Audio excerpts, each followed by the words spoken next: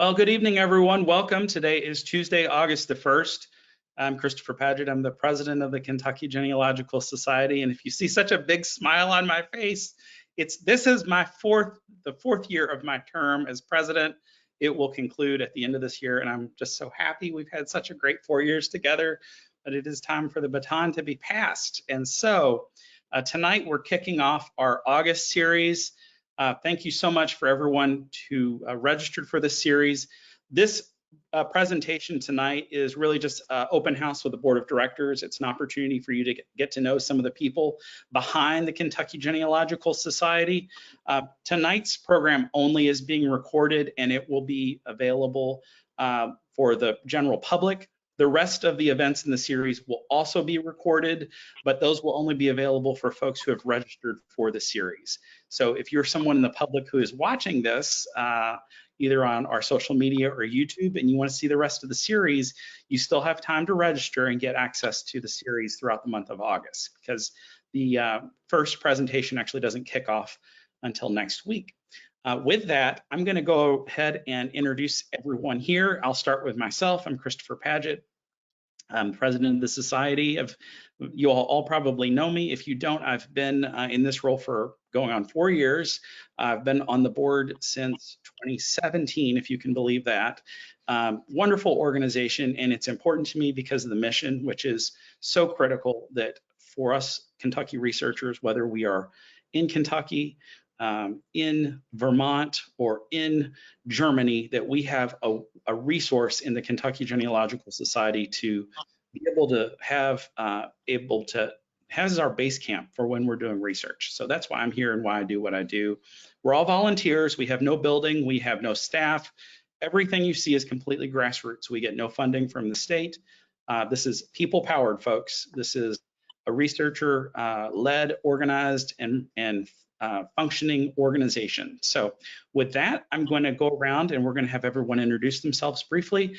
And I'm going to turn first to Susan Court in Arlington, Virginia.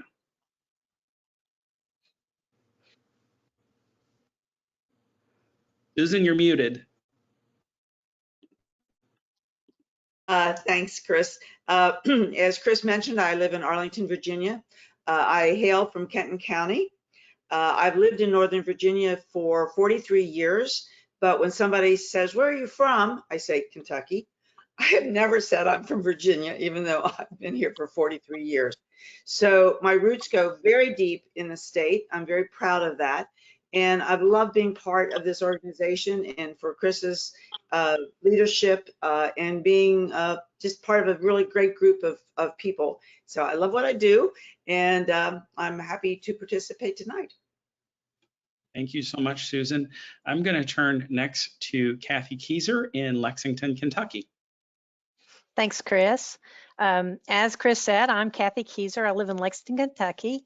I am a West Virginian, born and raised in West Virginia, but I've spent most of my adult life here in Kentucky. I have family from Pennsylvania, Ohio, Kentucky, Virginia, just the whole area. And I've been researching for 40 plus years. Really enjoy it, and I enjoyed that I have spent the last 2 years with these people that are so nice to work with on the board and have made such great friends with them. So I'm glad to be here tonight. Thank you, Kathy. And I just want to say that Kathy is the person behind the scenes that handles everything tied to membership, and she does a wonderful job. So thank you, Kathy. Okay, I'm going to now turn to Terry Smith in Owensboro, Kentucky. And Terry, unmute yourself. There, I got it. All right. Hi, I'm Terry Smith. I am the recording secretary for the KYG. I'm kind of new to genealogy, and I'm new to Kentucky. I've been here since 2008. And I spent my summers on Kentucky Lake, which I loved. We were city kids outside of St. Louis. And so when we came to Kentucky, we just ran wild. But I have really enjoyed being on this board, and I've learned so much from these people, and I'm glad to be here. Thank you, Terry. We're glad you're here. And next, I'm going to turn to Cindy Haynes in Lexington, Kentucky. And Cindy, let me unmute you. There you go. Go ahead, Cindy. Hi, I'm Cindy Haynes. I live in Lexington. I was born in Glasgow. I've been doing family research since my grandmother turned me on to family when I was a little girl. My main area of interest is what I call the cave area, Barron, Edmondson, and Hart County. Anybody got any Hogans in their tree, please contact me. I'm the treasurer. I love dealing with money. I've been in the horse business as a bookkeeper for many, many years. And 2 and 2 make 4. And I understand that when evidently a lot of people don't. And I'm proud to be a part of this. And I love everybody on the board. And for those of you who may have missed Cindy's presentation, the last presentation we had on Mammoth Cave and its people, I want to encourage all of you to go to our learning library and watch that video recording. It is by far one of the best presentations that we've had this year, and Cindy did an exceptional job. Okay, I'm going to turn it over to Melissa Barker in Tennessee Ridge, Tennessee. Welcome, Melissa. Thank you, Chris. I'm so glad to be here. I'm just honored to be with these people that are on the board. I'm probably one of the newest board members, and I have just been welcomed with open arms, and I'm so grateful. I am actually an archivist. I work in an archives in Houston County, Tennessee. I've been doing that for 12 years. I'm a professional genealogist. I've been doing that for 19 years, and I've been doing genealogy for 33 long years. My connection to Kentucky is actually on my husband's side. I have no connection to Kentucky personally, but I have been doing research in Kentucky on my husband's family for 33 years, several counties in Kentucky. And I tell you what, every time we get together as a board, it's a privilege. I can't hardly wait to get together to see these people. They're amazing. Thank you, Melissa. And as I always tell folks, if you are only lucky to have ancestors from Houston County, Tennessee, because Melissa does an excellent job of being the historian and archivist for that community. And you're doing awesome work, Melissa. So thank you. And Jerry Steele in Bowling Green. Hi, Jerry. Hi, I'm Jerry Steele, and I moved to Kentucky in 2009 to take a job here. I have relatively few ancestors from Kentucky, and they're mostly on the periphery. They're in brothers and sisters of the ones that I had, but I have heavy number of ancestors in Tennessee, both in Montgomery County there in Clarksville, as well as on the eastern side of Tennessee. I've been doing genealogy for over 40 something years. I've been a professional before. I just don't have time to take clients at this point. And I'm an IT person, so I geek out on how to store information and how to analyze information, and I bring it into my genealogy heavily everywhere. So it's. And Jerry is also the past president of the Dallas, Texas Genealogical Society. Is a wonderful genealogical society. And Jerry has been instrumental in helping us with our new website and getting all of our data and everything with that up and going. And thank you so much, Jerry, for all the work you're doing to help us there.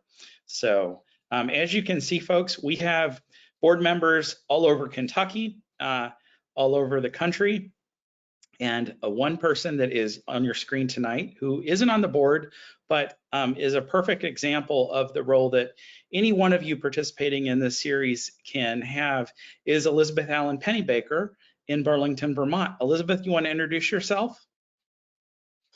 Yes, hi there. Yeah, I'm here as a moderator, I think, tonight for the Q&A part. I have always lived in the North. I thought my family was from the North, and then I found a whole bunch of papers that my dad left me, and I thought, oh, well, look at this. I'm actually from Kentucky. So that's how I got interested, and that's why I'm here, because Nelson County is apparently where my roots are. So I'm really excited. It's been fun to kind of dig into it.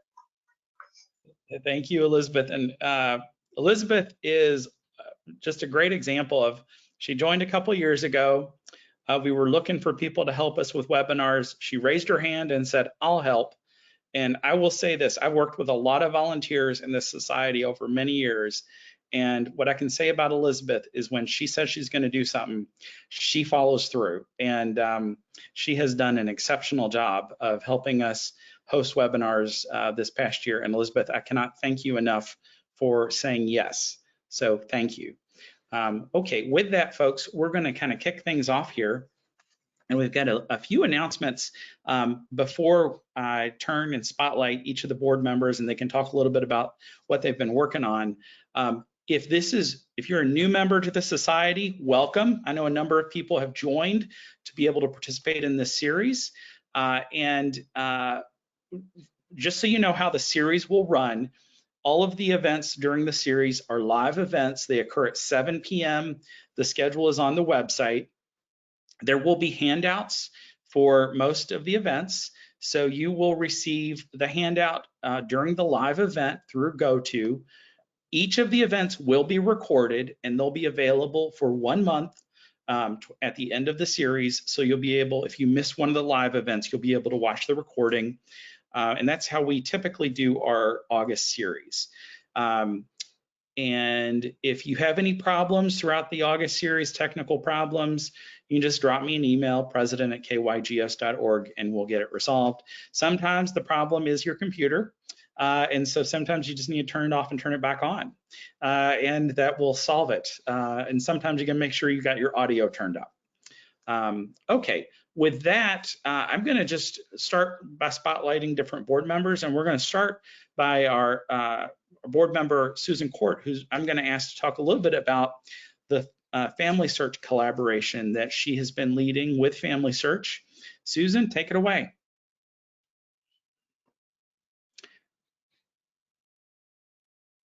You'll want to unmute yourself. Let's see here. Where are you at, Susan? Okay, there you go. Very good. Thanks, Chris. Yeah, wasn't reacting to my command. Good evening, everybody. I'm very pleased to report on the collaboration between the Kentucky Genealogical Society and FamilySearch.org. As you may recall from last year's presentation and different postings over the year, the primary objective of the collaboration is the digitization of certain genealogically significant Kentucky records by FamilySearch.org. These are primary records such as birth, death, marriage, divorce, probate, deeds, tax, voter records, not digitized to date by Family Search and available to the public free of charge. We call these target records. The collaboration originally planned to achieve its primary objective by facilitating the arrangements between Family Search and the Kentucky's county clerks to bring its equipment, Family Search's equipment, into each county to digitize the target records there. That effort was waylaid last fall when the possibility arose of digitizing a part of the target records on microfilm and housed at the Kentucky Department of Libraries and Archives, the KDLA, in Frankfort. In the following months, there were many virtual meetings and exchanges of draft documents between Family Search, KDLA, and us, the Society. Unfortunately, the agency was without a leader or a head for quite a few months because the state, the commissioner and state archivist had retired last year. So recently, though, Kentucky's governor appointed Denise Lyons as the KDLA commissioner, an event that laid the groundwork for Steve Waters, who is our Family Search contact, and me to meet with her and her staff in Frankfort, at the KDLA in Frankfort, a meeting that occurred just a couple weeks ago on July 17th. There's nothing definite yet, but Steve and I are very optimistic that what I'm calling the KDLA project will go forward pretty soon.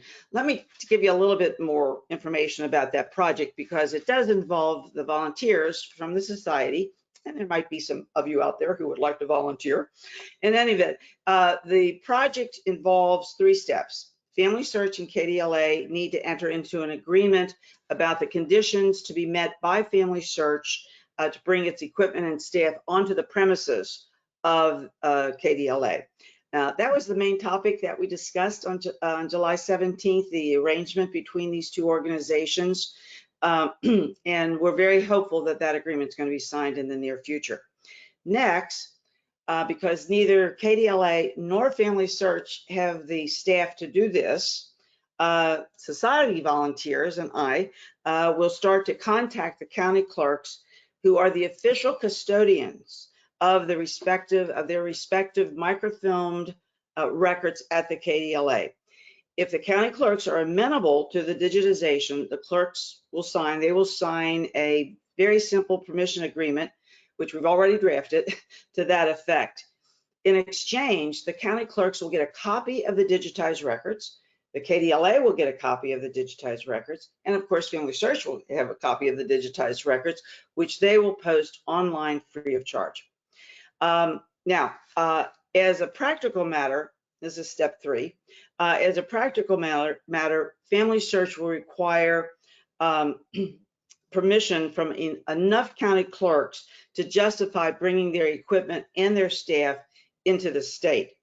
Coincidentally, we already have, because of other meetings that took place in July, we already have permission from 3 county clerks whose records will create the critical mass for that purpose.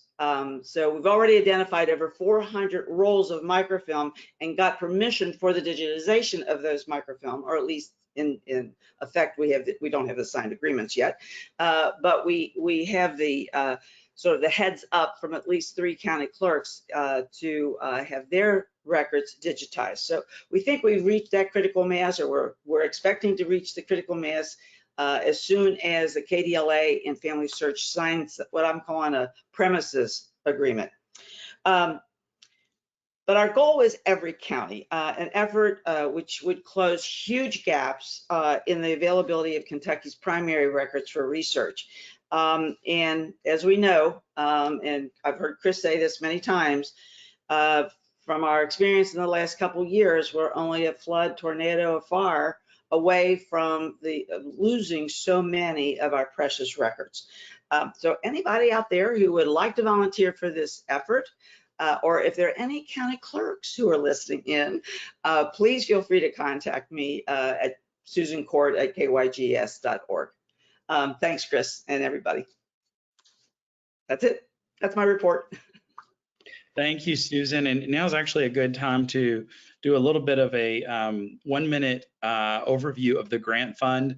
Many of you are going to be familiar with this program, but if you're not, Susan chaired it last year. Our chair this year is Diane Isaacson. Diane is not on this evening, but the grant fund, the Kentucky Digitization Grant Fund, was created 4 years ago, and the goal of it is to get rare, one-of-a-kind Kentucky records digitized and accessible for researchers. And so the society began 4 years ago with the first year we did $5,000, and we digitized some very rare record collections. One of the first collections that we digitized was a collection of the names of enslaved people from the Bullitt family at Oxmoor, which was one of the wealthiest families in Kentucky, and they were heavily involved in human trafficking the enslaved. Those names now are available on a website that anyone who's doing research can find them. Since that project, we've now done, what are we up to? Like, I think 11, 12 projects. We've funded over $31,000 in grant projects. And this was all through the leadership of our grant committee chairs, including Jody Ressler, Cynthia Meharry, Kathy Kieser, Susan Court, and now Diane Isaacson. So if you're one of the folks who serves on that grant committee, thank you. These folks read all of these applications that come in from these archives, libraries, record repositories, all over the place that have records they want to get digitized.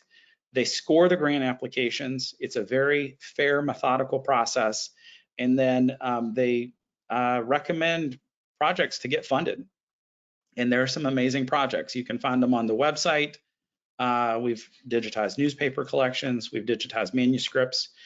We've digitized records that no one would even know about if it weren't for this fund. So I share all this because when you hear us talking about the Digitization Grant Fund and encouraging people to donate to it, that is what that is.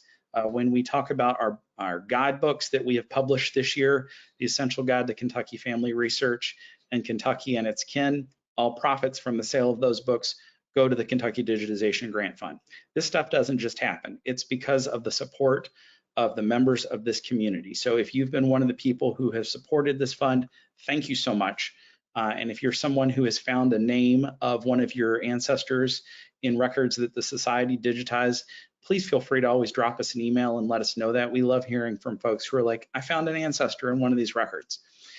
So with that, I'm gonna now turn it over to to Kathy Kieser. Kathy is gonna talk to us about the Front Porch Talks. And just a little bit of background before I turn it over to Kathy. A few years ago, Kathy came to me and said, I've got this great idea.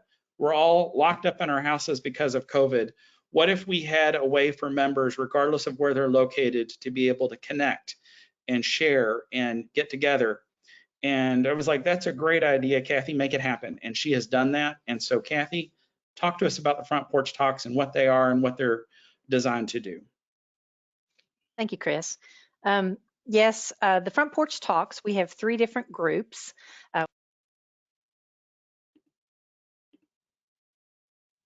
Can you hear me? Yes.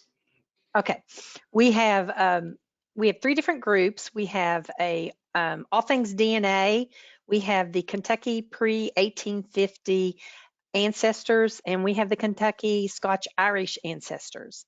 Those 3 groups meet, one of them meets on the first Tuesday of the month, the next one's the second Tuesday, and the last one is the third Thursday. And for an hour, we all meet online. There can be anywhere from 6 to 8 to 12 to even 15. I think one time we've had 20 on a call. And we talk sometimes specifically about an area or in a subject with the group. Like, for instance, I know the DNA group, they have been taking month by month talking about the different testing sites, their pros, their cons, questions about things that they've discovered or they need help with. The Scotch-Irish group, they've talked about where they settled in Kentucky, the Scotch-Irish, what time periods, where they migrated to other states. In the 1850, have spent time talking about resources that can help you trace your ancestors in Kentucky prior to 1850. We all know how difficult it's to use those earlier census to follow your ancestors. So these groups meet for an hour and they've become friends. I've met a lot of great people. Jerry, who's on the board here, she is co-leading the DNA group. And we have 2 co-leaders for each group. All you need to do is go online and to our website and register, and then you'll get an email. And a new thing that we've got too with the website is we now have chat rooms for the groups. So if you belong to the group, you can go into the chat room. You can watch a video that you missed, so you can catch up on what was said. You can ask questions. If you have a brick wall and you need some help, you can post it there, and somebody in the group, can come in and help you. And you can also, there on the chat room, recommend books or websites to advance your research. But I encourage you, if you have any interest in any of these 3 groups, to please join us on the particular night. If you have interest in other groups and maybe you'd like to start a group, please contact us and let us know that. We can always develop another group. We just can't wait to see where all this is going and really enjoy it. And so just come join us on the Front Porch. Thank you so much, Kathy. And what Kathy's talking about is really a great example of one of our members just having an idea, bringing it forward, and really bringing it to life and getting the support and resources necessary to bring that to life. So Kathy, thank you so much for doing that. I'll just mention, because I know you had talked about, maybe there may be a possibility that we're doing a DNA study group soon. So that's kind of percolating right now. But if folks have ideas for future or new front porch talks, we've talked about doing like pop-ups. So maybe we just try one, see how it works. But can't thank you enough, Kathy, for bringing all those to life. So thank you. Okay, I'm going to now turn to Cindy Haynes. And Cindy, I'm going to actually ask you to help us give away our door prizes tonight, because I know you love door prizes. So Cindy, I'm going to ask you to pick a number between 1 and 61. And the first door prize tonight is a copy of the Essential Guide to Kentucky Family Research. 3. Okay, number 3 is Alice Bratcher. Congratulations, Alice. You've won the Essential Guide for Kentucky Family Research. And for those of you who don't know, this was a guide that was published by the Society just a couple months ago. As of today, I looked and we have now sold, I believe, over $10,000 in royalties from just the sale of that guidebook. And it was also the #1 new book published by Amazon in the genealogy section for quite some time. So congratulations, Alice. For those of you who are on, if you haven't gotten that book yet, you definitely want to get a copy of it. You can get it on Amazon. It's excellent.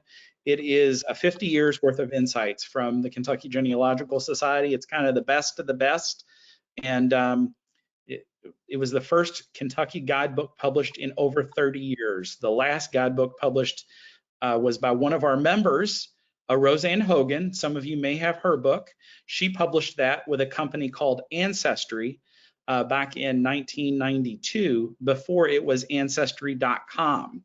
So this is one of the first guidebooks for Kentucky brought to market in a long, long time. And again, you can get it on Amazon.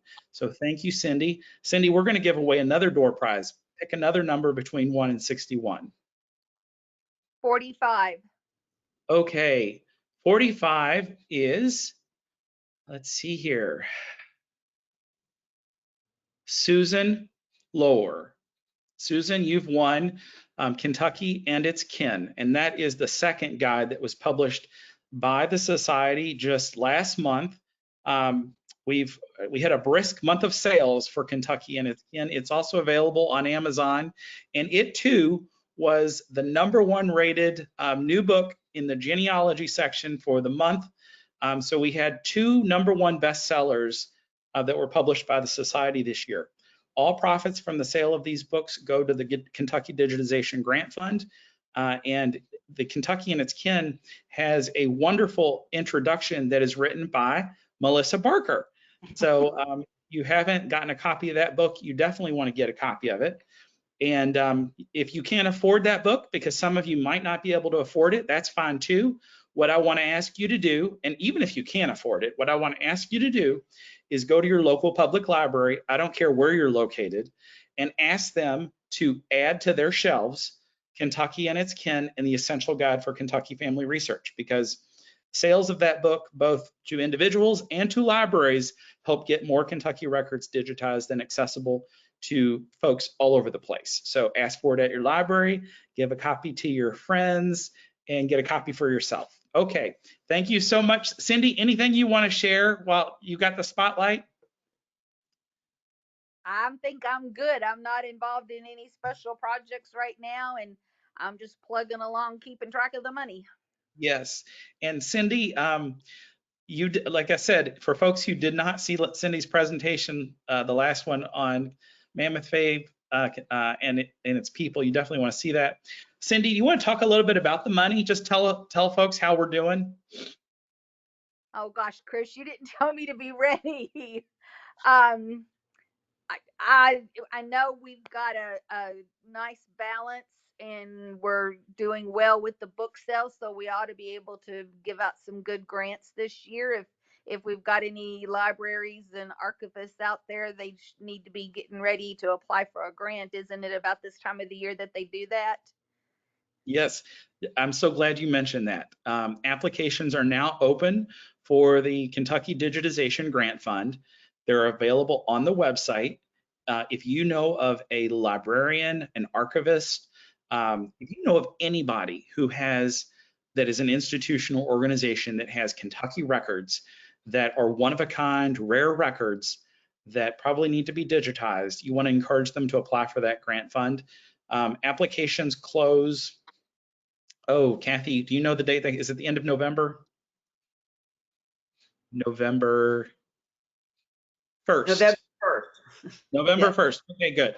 So applications are open now. They close November 1st. Just so y'all have a sense of the like how much folks wanted to get these records digitized last year. When Susan led the committee last year, there were over $50,000 in requests from the Kentucky Digitization Grant Fund. We did not have that level of resources, but you can better believe whatever resources we are able to muster together this year, they will go towards the digitization of records. And if you know anybody who'd like to make a big donation to the society, just feel free to do that through the website, and we'll get more records digitized. All right, thank you so much, Cindy. I'm going to now turn the spotlight over to my good friend Terry Smith in Owensboro. Terry and I came together a few years ago in person, and Terry lives in Owensboro, which is where my grandfather was born. And Terry has been working on the Society of Kentucky Pioneers, which we're not launching it today, but it will be launching soon. And Terry, do you just want to tell folks a little bit about what the Society of Kentucky Pioneers is? Yes, we are going to be a new lineage offering that you will kind of apply like any other lineage society, the daughters, sons. And we're going to be Doug Tattersall, who is doing that with me. He has designed, gone to a publisher and had a really pretty, really nice certificate. We're waiting for that to be finalized. And I would just want to give a shout out to Jerry Steele, board member, who is helping us get this finalized on the web. So I think I told Chris that maybe in October, we might be able to get up and running. And I thank all these board members for helping me to kind of put it all together, or listen to me, I guess. And I just want to thank everyone for that. And you too, Chris, you've done a fantastic job of listening to me. And we're going to hopefully start soon. We definitely need some volunteers that can look over applications. And I do want to give you the years that if your ancestor was in Kentucky between the years of 1796 and 1850, and you can find proof that they lived in Kentucky during this time, you can apply, send in your application. And we'll follow up with more at our meetings. Wonderful. Thank you so much, Terry. And one of the pieces of feedback we've received over the years is, why doesn't the society offer a lineage certificate for folks who have Kentucky Pioneer ancestors? And so this is really a response to members requesting this. And it's a beautiful certificate. I've seen a draft of it. And again, you had pioneer ancestors that were in Kentucky from its founding to 1850. Be looking for more information on this in the autumn, and we're so excited to get this going. And if maybe you've served as a registrar for your DAR or SAR chapter and you'd like to help, we envision on the front end having a lot of applications. So if you would like to help looking at those when we're first getting started, we'd love for folks to volunteer to do that. thank you so much, Terry, for your leadership, bringing this to life, and we're so excited. So thank you. And thank you, Thank Jerry, you. for everything you're doing to help on the website. And while he's not on here, thanks to Doug as well for his Yes, all the work he's been doing. So thank you all so much. he's been Okay. a tremendous help. Yes. Thank you so much. Okay. And so, we've shared some ways to get involved.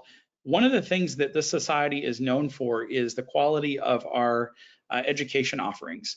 Over the last just few years, we have recorded, and you can access through the Learning Library, over 100 webinars. These are all germane to researching in Kentucky, or their methodology focused webinars. And one of the wonderful co-hosts that we have for all of our webinars is Melissa Barker. So I'm going to put the spot on Melissa and ask her to talk a little bit about our webinars and what's been her experience hosting these webinars with us this year. I have had a ball.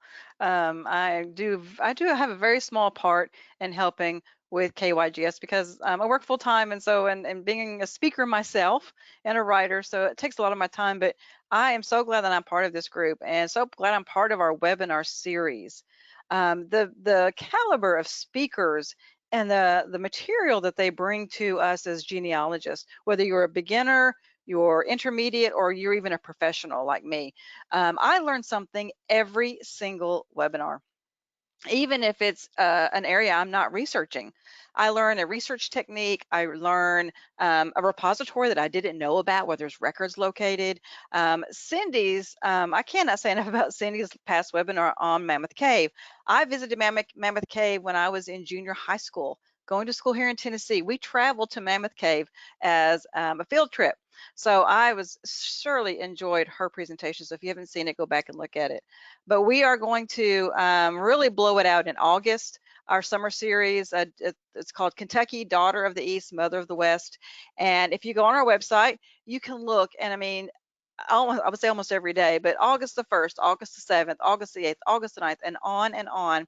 We have wonderful webinars by wonderful speakers. Jerry Steele is going to be giving one on August the 9th, researching Texas. So see, it's not just Kentucky, but it's those states that maybe your ancestors came from and came to Kentucky, or maybe they were in Kentucky and then they left and went to these states. So it's important that we research those states as well. So if you are not listening and watching our webinar series, you really need to. The education is top notch. Thank you, Melissa. And we do know that you all are listening to our webinars. We get a report every month on the viewership of the Learning Library. And last month, as an example, folks watched 28 days of webinars on our website. Think about that for a minute. 28 days of viewing on the kygs.org website. That was folks accessing and viewing these webinar recordings. So if you're not viewing them, you're really missing out. They're a member benefit. You want to make sure you access them. And if you are a speaker and you'd like to come talk to the society about some Kentucky location or topic or methodology, you can go on the website, fill out an application. We love hearing from folks that haven't spoken before. If you know of a speaker, it's tough sometimes recruiting people in different necks of the woods to come and talk to us. There's a lot of great researchers out there, and you would be amazed at what I've had to do to strong arm people, and sometimes not, but folks, I get a lot of like, oh, I don't like to talk in front of people. And these are great researchers. So if you know of somebody here, like, they really need to go talk to the society, please do your best to kind of, I don't know, cajole them, nudge them along, get them to come talk to us, because that's how we get new speakers. That's how we learn insights about researching in Kentucky. I'm going to turn the spotlight over to Jerry Steele. And Jerry, I'm going to just have you talk for a minute about this crazy new website we have, and any help you might need or anything you want to share about the website. We went from having a Volkswagen Beetle to having it's sort of like a Porsche now. So anything you want to share about the website, Jerry? Sure, Chris. Well, I would say the biggest part of the change at the website is hidden from most people, and it has to do with the membership management. Kathy's not having to do as much, move this file from here to there and then, get it to the treasurer. So there's a lot of infrastructure that was behind this new website to help us smooth that process of tracking new members, the renewal of members, and the processing of payments. And that's the big infrastructure part. For those of you that are techies, we run a WordPress site, and so just having a lot of different things available on the site, it gives us an infrastructure to work with. One of the things that happens is that we have all these archived records, and that's stored in a slightly different area. And we have a number of volunteers, one, that help keep those documents corrected. We have some people that have volunteered to help with the actual WordPress on the website, and I probably could use some more. And I suspect that we're probably going to need some other reports and things come, because we all are now to the stage of we've used it enough that, gee, we'd like to see this information, and we know it's there. I just got to get it out. So if you have some IT talents, be sure and get in contact with fill out the volunteer form, and then we'll contact you about what could be available. Search engine optimization. There are all kinds of little tricks that we have to play in order to get Google and Bing and the other search engines to recognize us and find us. And so everything that you can do to share things from our site to social media, Facebook, Instagram, wherever you are active and involved, and maybe even other societies, and can expose them to that website, that helps us attract all that those eyeballs that get to see things as well as become members. So that's one thing that you can do also, is just be active and keep forwarding things that you find on the website and say, hey, I just saw this great article over here. It may seem simple to you, but it helps. So that's one way to contribute. And then I wanted to say something about being a volunteer for Kentucky Society. Having been involved in a very large society before, because Dallas is a rather large society, I didn't know exactly whether, what it was going to be like to be a volunteer for the Kentucky Society. And it's been a very pleasant experience, because we have some very, very experienced professionals. And because I'm a project manager and a manager of people, I see such talent on this board. You give somebody something to do, and man, there is like a project plan. I mean, there's like contacts, there's spreadsheets with all this. I mean, all of this information is tracked and kept track of, and get other people involved. And so I'm very pleased with the interaction that I've had with the board members. We've all been, it's been fun being on the board with everybody else, but I wanted to make a point of, a lot of people will be reluctant to volunteer because you end up being the only person doing the work. And that's not what happens here. You won't be the only person doing the work. And so. Thank you so much, Jerry. And for anyone who, if you've got some free time, maybe you're recently retired, maybe you've got a gift that you'd like to offer an hour, a few hours a month. On the website, there is a link called Job Opportunities, and these are all volunteer roles that we're actively recruiting for right now. And so we would love to have you help us out, get involved. And I'll just say, for those of you who are active on social media, cannot thank you enough for, as Jerry was saying, sharing and liking all the social media activity. Our society now has over 10,000 likes on social media. I believe we're one of the only state societies in the country with that large a following. So that's really a testament to all of you who have been active, sharing, and just please keep that up. It really does make a big impact. So thank you so much. And I also will share this. A few years ago on Google search, if you typed in Kentucky Genealogy Society, it showed up, I think, on page 2 or 3 and now it's at the top of one of the first pages. So again, that's all tied to this activity that you all have all contributed to. So thank you so much.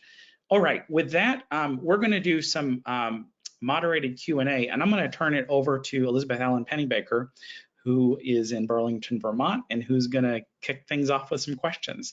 And if you've got questions for any of the board, feel free to enter them in the chat, and we'll get to as many questions as we can. Go ahead, Elizabeth, it's all you. All right. So I think what I'll do is maybe we'll just start with a round robin about people's favorite places to find Kentucky records. Like maybe something that's a little off the beaten path that would help somebody listening who's, you know, sort of up against a brick wall or looking for something a little funky. So I'll just, because like everybody's screen is different, I'll just start by calling on people in the same order that Chris did. So Susan, you're up first. All right. Well, I've done my Kentucky research in large part online because so many of the records that I needed for Kentucky are online now, because my ancestors, 3/4 of my ancestors came to Kentucky in the 1850s. I have one set that came in the 1780s or 90s. So I'm very excited about that project that Terry was talking about.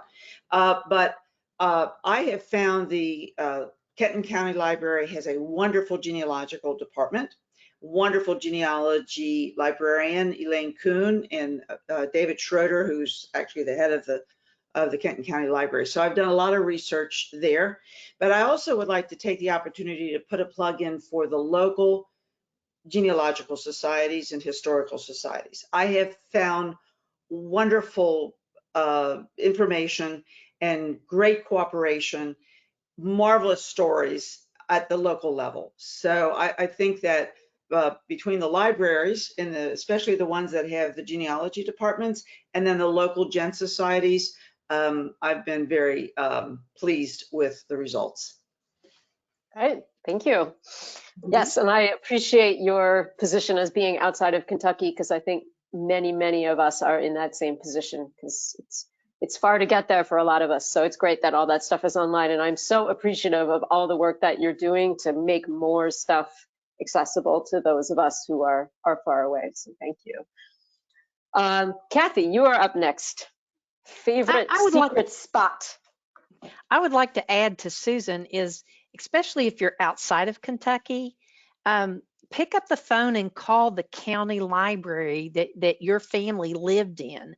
That genealogy department, they're always willing to help. I can't tell you how many times that I have picked up the phone and said, hey, do you carry this or do you have that?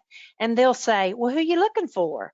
And they'll look it up for me and email it back to me. So I would just encourage you to do that. And also check with those libraries for newspapers. And you know, we all know when somebody died or they were married or where they were born, and we go and look in the newspaper. But if you have the time and you know about when they lived and where they lived, go and sit down and read through those newspapers, and you'll be surprised. A lot of times you'll find articles on your family that didn't turn up in the search. Nice.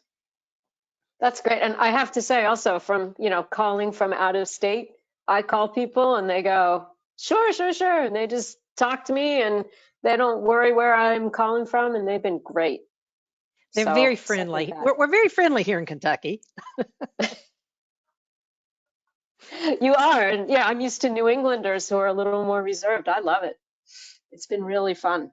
Terry, you like me are pretty new to genealogy, so maybe rather than asking you for your favorite secret spot, I'll just say, what have you found to be most useful so far to you as somebody who's relatively a beginner? Oh, you know, I have to say, I'm a little quiet, so sometimes I have to push myself out of my comfort zone to what Kathy says is to call people. I will email, I will text you. I hate to call, but I have been hanging around some of some of my friends who are very outgoing, and they're always calling. And so I think as a new person, if you're a little quiet or an introvert, like Kathy says, or people in Kentucky are very friendly. And my husband is prior military, and I have lived all over the world. And it is so true. And it was my choice to move here to Kentucky. And I wanted to tell Elizabeth that I lived upstate in Plattsburgh, New York.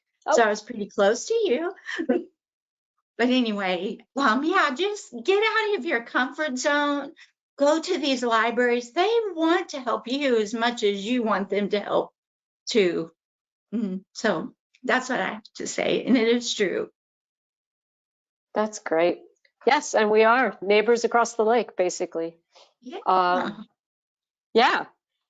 So, Cindy, I know you've been doing a lot of research on caves, which we saw the fruits of last week, which was wonderful. I had to sort of check out early because we were on tornado watch up here, so I lost connection. But yeah, so what have been some of your favorite places to find Kentucky records?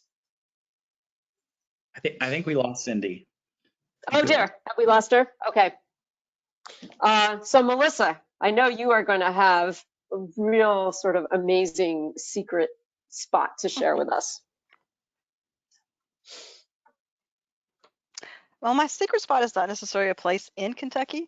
I will tell you this, I'm an archivist, and so anyone who watches any of my presentations knows that I'm always talking about unprocessed collections and archives. It gets me in trouble with other archivists because they don't like people to actually do research in those. But even after what Susan is doing, we're going to get a lot of stuff on Family Search. There's still going to be stuff sitting on shelves that's never going to see the light of day on the internet. And so all of our archives have them. They're unprocessed collections. What are unprocessed collections? Those are those records that are donated by people that include things like scrapbooks and diaries and old family letters and photographs and newspaper clippings and just on and on and on. And that's where I have found most of my genealogy information, is in these manuscript collections. If you're not researching in them, if you don't know about them, really you need to learn about them and do some research in them. And I would like to piggyback several of us talking about doing research when you don't live in Kentucky. I have been through Kentucky. I've gone to Kentucky because I live very close to the border, but I do the majority of my research from Tennessee. For the past 33 years, I've been very successful at it. Now, there's probably a couple things I'm going to have to go and look at, but for the most part, I've either found it online or I've worked with a local library, historical society, genealogical society, or archives. You have to be a little more patient. You have to wait a little bit longer maybe to get the information, but it's well worth it. And so don't think that if you can't travel to Kentucky that you can't get records. You definitely can. And look at those manuscript collections and ask about those unprocessed ones. They may give you a little bit of trouble about it, but keep at them. That is a great tip. Thank you. All right, Jerry, your favorite secret spot for records? Well, I would piggyback a little bit on Melissa, Archive Grid, and it is a way of searching many different archives. And when you come and hear my lecture on researching in Texas, the portal to North Texas has all of these records in it. And one day, out of curiosity, I typed in Kentucky. And there are some employment records. There's some, I mean, you just don't know where records are going to end up. And so looking at something like Archive Grid to see if you can find them somewhere else, you just don't know. And then the second thing is the special collections here at WKU. Nancy Ritchie is just an outstanding director of that resource. She has, as Melissa was saying, scrapbooks and pictures, and there is all kinds of things at that special collections. And if you will go to wku.edu, there is a special collections homepage. And so a lot of that points to what they might be holding in their collection. But I'm sure they've got some secrets, just like Melissa said, that haven't gotten up there on their on their webpage. But there are a lot of places to find records now. It's just phenomenal. I love it. Yeah. So you mentioned Archive Grid. Is that sort of a specific website that people can go to, or like how do people access this? Melissa, do you have? Oh, it is through the Library of Congress, and it's our Archive Grid. You can Google it, you'll find Just it. Google. One thing to keep in mind, I would say about Archive Grid, yes, it is only archives or libraries that have chosen to participate. So don't think that every archive or library is represented, but there are university archives on there, there are county archives on there, there are state archives on there. The Tennessee State Library and Archives contributes to Archive Grid.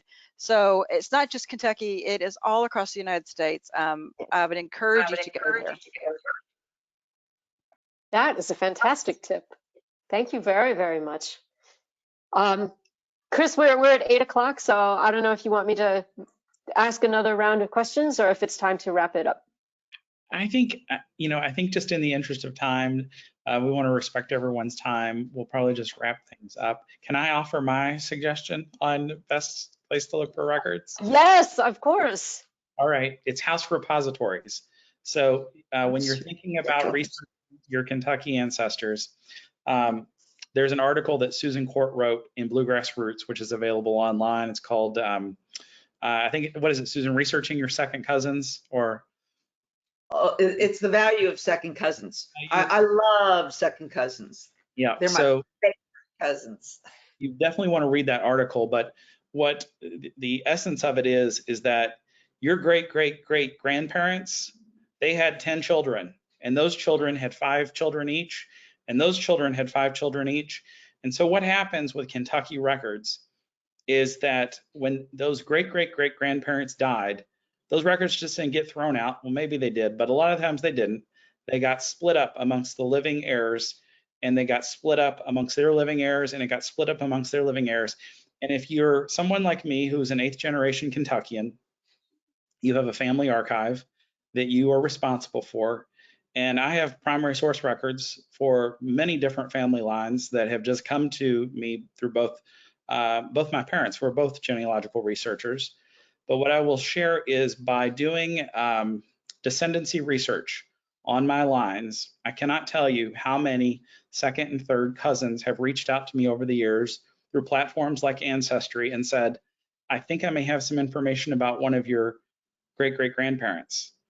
And I'll spotlight Patty Willen, who is my third cousin.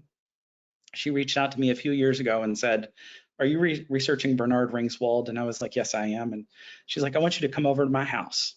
So I, one day went over to cousin Patty's house, and cousin Patty gets out her collection. And lo and behold, she has photographs and information about my great grandmother. She has things that I've never seen before. I have things that she's never seen before. Working together, we're able to break through multiple brick walls.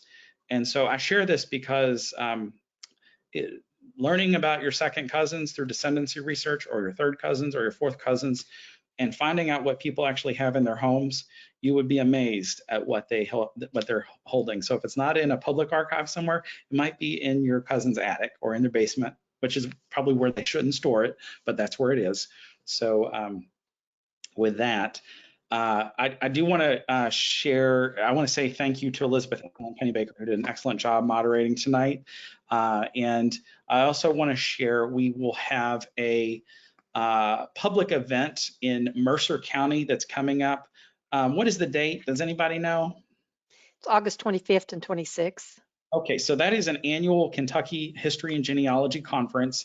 I believe this year, Kathy Keyser, Susan Court, and possibly Cindy Haynes will be there. Susan will be speaking. And so that is a free event if you're in or near Mercer County. They have it every year. It's coordinated by the public libraries. You want to register, you can go to the Mercer County Public Library website and register for free to attend that. And then with that, I just want to, again, thank everyone for supporting the August series.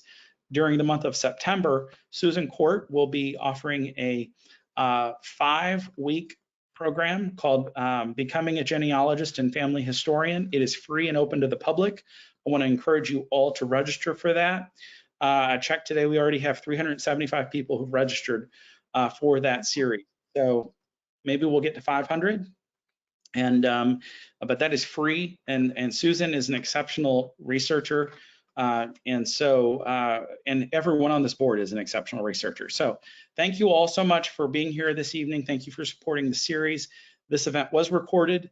All of the events of the August series will be recorded. They'll be available for 1 month for you to view after the series is over. And again, if you have any technical issues, feel free to drop us an email, president@kygs.org. We need you to volunteer. This is not a just something we say and we want it to fall on deaf ears. Please go on the website. Please look at the job opportunities we have available. We need you. I'm calling you forth tonight. We need you. I need you to step up, and I need you to help out. This is a wonderful group, but the way that we sustain it is by having new ideas and new life and new people that come into it. So please get involved. And with that, thanks everyone for participating this evening, and we'll wrap up. So thanks everybody, and have a good evening. Thank you. Bye-bye. Bye. Bye.